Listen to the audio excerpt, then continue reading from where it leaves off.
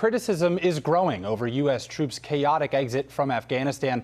Reaction pouring in after George's exclusive interview with President Biden. Stephanie Ramos is at the White House with more. And Stephanie, the president is expected to speak this afternoon?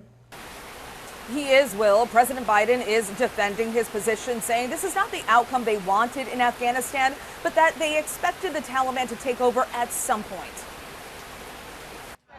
This morning, President Biden's answers on the chaotic withdrawal from Afghanistan now fueling fresh criticism. In his only interview since the Taliban overtook the country, Biden telling ABC's George Stephanopoulos that no one predicted it would happen so quickly. Back in July, you said a Taliban takeover was highly unlikely.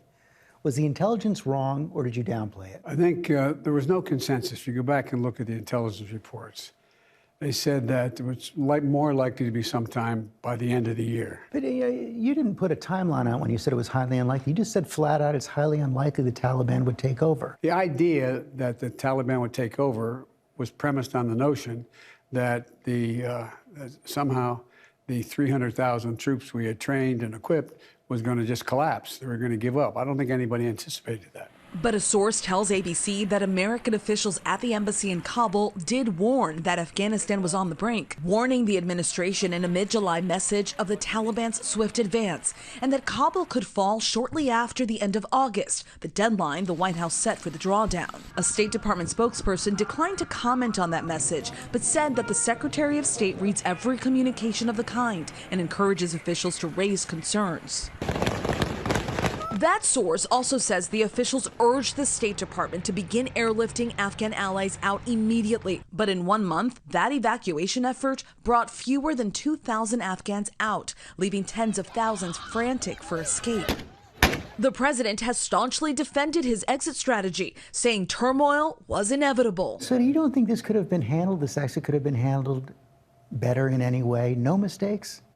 No, I don't think it could have been handled in a way that we're going to go back in hindsight and look, but the idea that somehow there's a way to have gotten out without chaos ensuing, I don't know how that happens.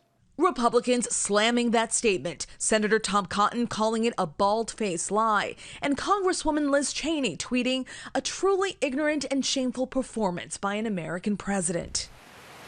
And in response to some of that criticism, White House officials tell me this withdrawal has not been botched, raising the point that Americans have not lost their lives in this process.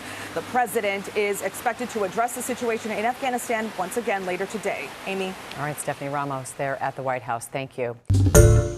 Hi, everyone. George Stephanopoulos here. Thanks for checking out the ABC News YouTube channel. If you'd like to get more videos, show highlights, and watch live event coverage, click on the right over here to subscribe to our channel. And don't forget to download the ABC News app for breaking news alerts. Thanks for watching.